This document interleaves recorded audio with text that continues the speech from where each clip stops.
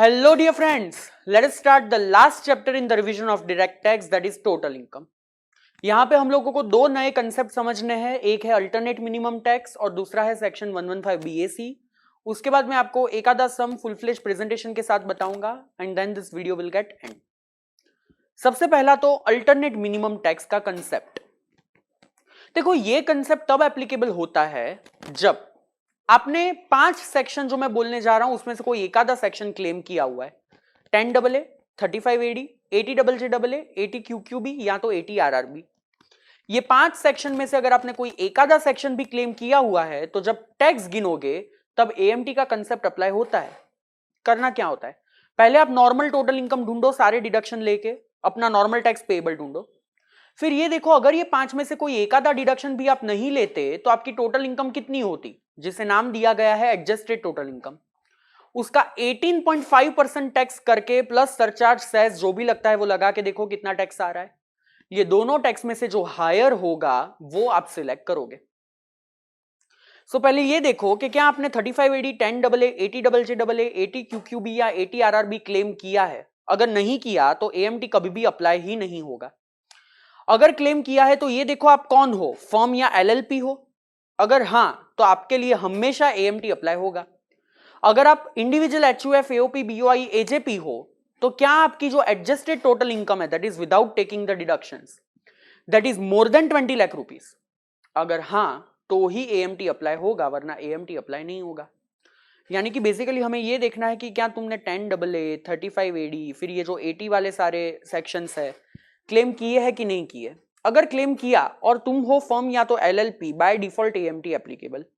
Claim किया है और तुम हो individual HUF, AOP, BOI, AJP, तो ये देखो कि तुम्हारी एडजस्टेड टोटल इनकम कितनी है. अगर लेस देन और equal to 20 lakh AMT not applicable. अगर मोर देन 20 लाख है yes AMT will be applicable.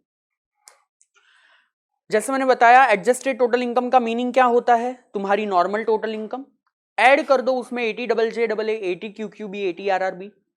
अगर 10AA लिया है तो उसे भी ऐड कर दो, 35AD का डिडक्शन लिया है तो उसे भी ऐड करो, पर उसमें से फिर नॉर्मल डेप्रिसिएशन तुम्हें माइनस करना पड़ेगा, क्योंकि अगर 35AD क्लेम नहीं करते तो उसका नॉर्मल डेप्रिसिएशन मिलता है.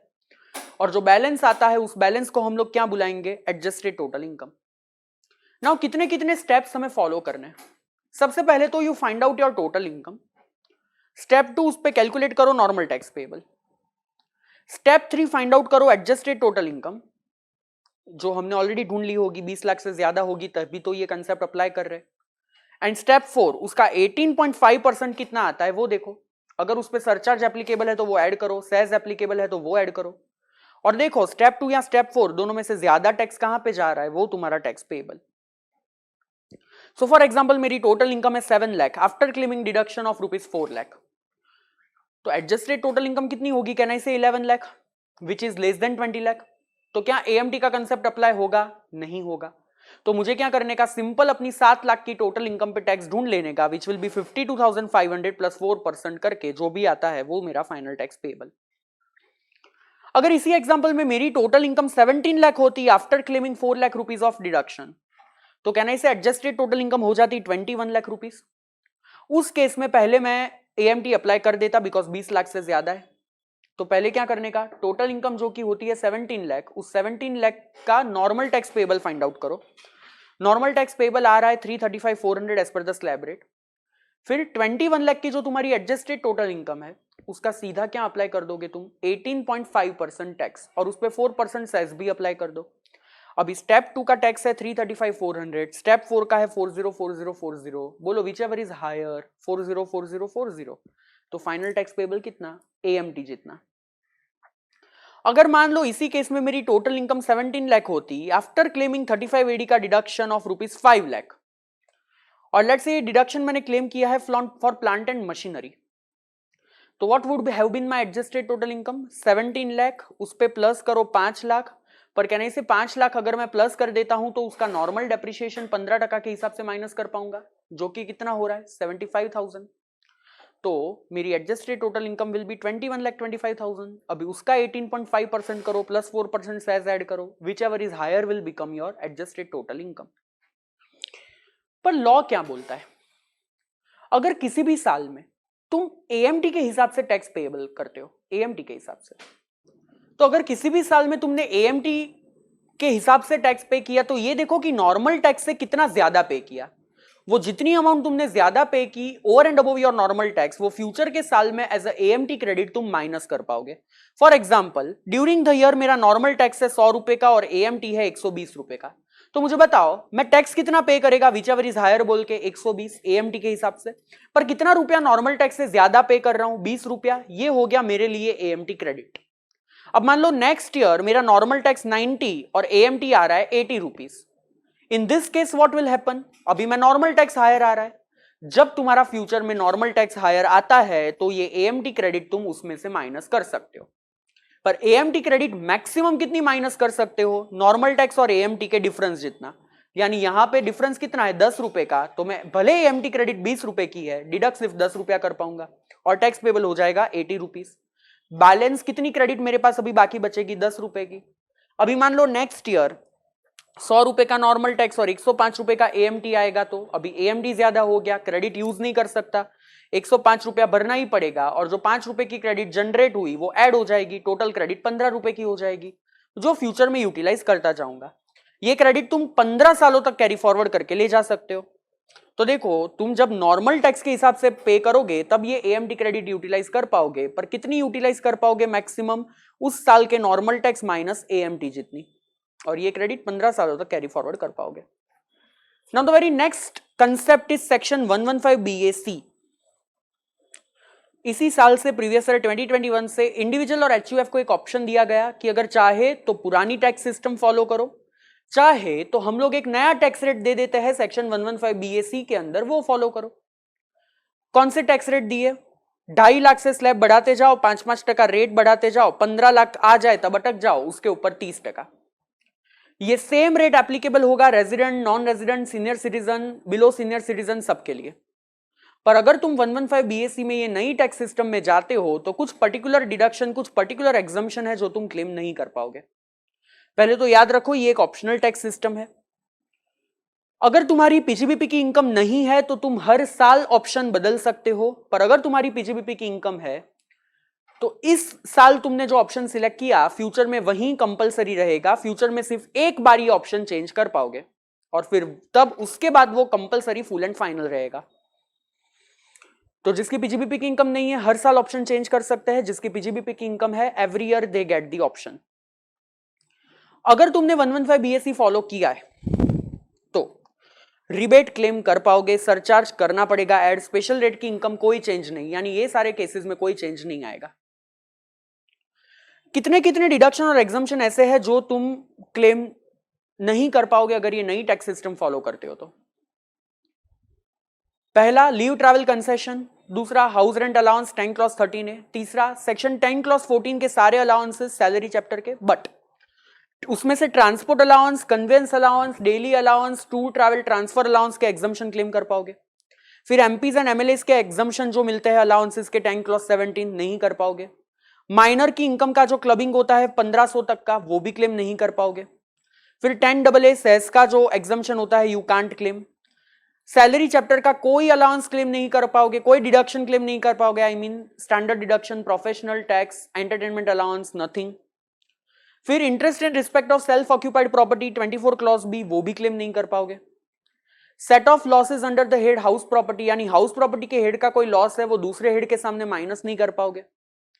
हाँ याद रखो हम जो एक्सपेंस सीख रहे हैं, अगर ऐसे किसी एक्सपेंस की वजह से तुम्हारा कोई लॉस हुआ है और वो लॉस कैरी फॉरवर्ड करके लेके आए हो, वो कहीं पे भी सेट ऑफ नहीं कर पाओगे।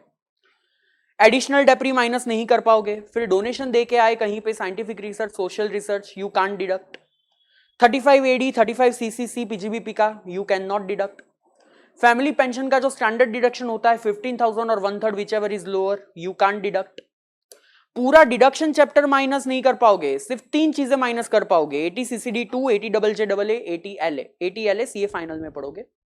और एएमटी का कंसेप्ट भी एप्लीकेबल नहीं होगा अगर ये ऑप्शनल टैक्स सिस्टम में जाते हो तो। Are you understanding this? Now let us refer one question from module, question number 2। बाकी सारे क्वेश्चन आप देख ही लोगे। क्वेश्चन नंबर 2 एक बता रहा हूं प्रेजेंटेशन पर्पस के लिए, so let us move on to that question. Now let us do one of the question of total income chapter, so that just for understanding and presentation purpose Remember, in total income chapter where the PGBP is the main element of the question, your answer should always start with PGBP. And in that also net profit as per P&L. Now how to read the question? Always go in reverse U. First income side, then adjustment, then debit side. Always in this manner you read the question, it will be easy for you. First, always read the first line and the last line of the question so that you better understand what they want us to present. Dr. Niranjana, a resident individual aged 60 years, running a clinic in Surat. Her income expenditure is as below. And after the entire adjustment they have given from the above, compute the total income of Dr. Niranjana under regular provision if she has not opted for 115 BSc. Now understand, over here we are supposed to find out the total income. Always the PGBP answer will start with net profit as per P&L, which in this question is 4,40,400. Now on the credit side, consultation and medical charges, that is a PGBP income not to be reduced. Income tax refund 5450, in that principal is 5,000, interest is 450. Can I say the entire 5450 is not a business income? You have to reduce the entire 5450. But from that 5,000 will never be taxable in any other head also, whereas the 450 rupees of interest will be taxable under the head IFOS. So 450 will be taxable under which head? IFOS. Then dividend from units of Unit Trust of India 10,500. Can I say it is gross amount? But it is a IFOS income. So I will add 10,500 in IFOS, but from PGBP income I will reduce this. Then winning from game show on TV, net of TDS, net amount 35,000 credited to P&L. So from PGBP I will deduct 35,000. But into my IFOS how much I will add? Gross 50,000. Understanding this? Then rental income 27,000. From PGBP I have to reduce, but in house property add as a gross annual value I have to add. So from PGBP 27,000 deducted, in house property I have added. Then some adjustment. Adjustment number 1. Rent paid include 30,000 paid by check towards the rent for her residential house in Surat. Can I say this is personal expense not allowed as a deduction as per 37 subsection 1, but it is debited to P&L. So now add back. So what I will add? Personal expense of rupees 30,000. Then clinic equipments, opening WDV 5 lakh. New addition on 7th December 2 lakh. On this depreciation will be allowed. On this 5 lakh under section 30 to 15%. On this 2 lakh only half depreciation because less than 180 days, 7.5%. So total depreciation as per income tax will be 90,000 rupees which you have to deduct. Rent received from property at Surat, gross annual value 27,000 we already gave effect of. But the municipal taxes are 2,000 which is paid in December 20. Municipal tax, it is personal expenditure. So first in PGBP you have deducted, so now add back that, but in house property head you can take the deduction. Then she received salary of 7,500 per month from Full Cure Hospital, which is not included in consultation charges. I don't have to add also. But then this 7,500 is a salary income, not included in P&L, so nothing to be done in PGBP, but in salary head I have to add this gross income 7,500 into 12, that is 90,000. From that 50,000 standard deduction, so 40,000 rupees will be added to salary. Dr. Niranjana, these 3 transactions are given for just deduction purpose. First see the debit side of P&L. Medicine consumed, staff salary, business expense, nothing to be done. Clinic consumable, rent paid, administrative charges, done. Amount paid to Scientific Research Association 150. Can I say this is a deduction which is available under section 35? Already debited to P&L. Whether you are supposed to do anything else? No. So keep it as it is, nothing to be done. Now each and everything in PGBP, salary, IFOS and house property we are done with. Now we know what is our gross total income, that is 422,900. But see, regarding deduction what they have given. Number 1. She availed a loan of rupees 5,50,000 from a bank for higher education of her daughter. Principal repaid rupees 1 lakh, interest repaid rupees 50,000. Now whatever is the interest on education loan, that is allowed as a deduction under section 80E.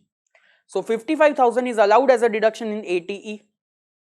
Then she paid 1 lakh as tuition fee to the university for full-time education of her daughter. Tuition fee allowed as a deduction in ATC. So ATC rupees 1 lakh. Amount of 28,000 paid by check for medical insurance premium 80D, but she is a resident senior citizen and that's why the limit is 50,000. She paid only 28,000. Deduction will be 28,000. Total deduction 1,83,000. Total income 2,39,900. Are you understanding this, people? Yes or no? So here we are completing the direct tax revisions for Inter CA November 21. Thank you so much on behalf of JK Shah classes and all the very best for your examinations. Thank you.